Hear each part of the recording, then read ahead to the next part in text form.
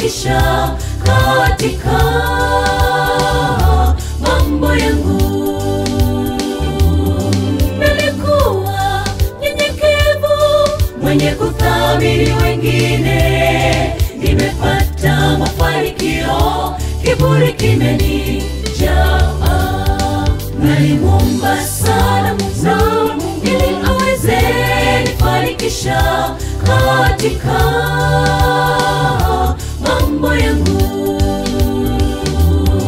Nilikuwa nyenyekevu, mwenye kuthamini wengine, nimepata mafanikio, kiburi kimenijaa.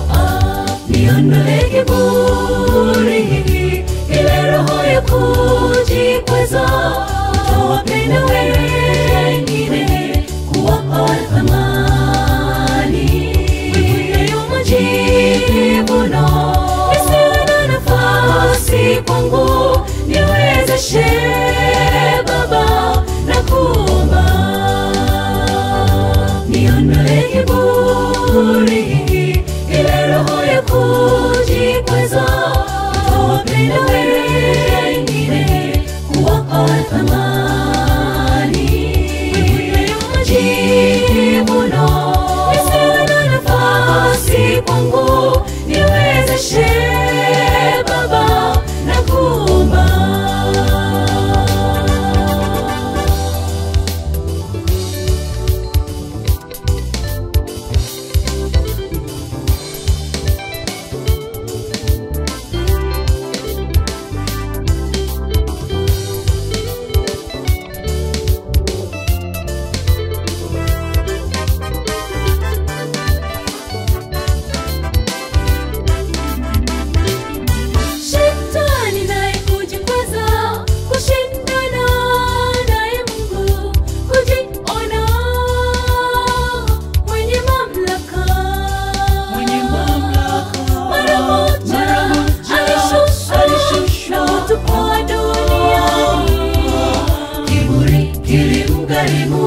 Ndio chanzo cha uovu.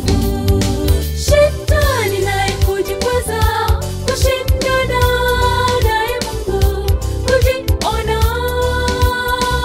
mwenye mamlaka. Mara moja alishushwa kutupwa duniani. Kiburi kilimgharimu, ndio chanzo cha uovu. Niondoe kiburi hiki, ile roho ya kujikweza, kutowapenda wengine, kuwapa thamani. Hayo majivuno yasiwe na nafasi kwangu, niwezeshe Baba na kuomba. Niondoe kiburi hiki, ile roho ya kujikweza, kutowapenda wengine, kuwapa thamani. Hayo majivuno yasiwe na nafasi kwangu, niwezeshe Baba na kuomba. Niondoe kiburi hiki, ile roho ya kujikweza, kutowapenda wengine, kuwapa thamani.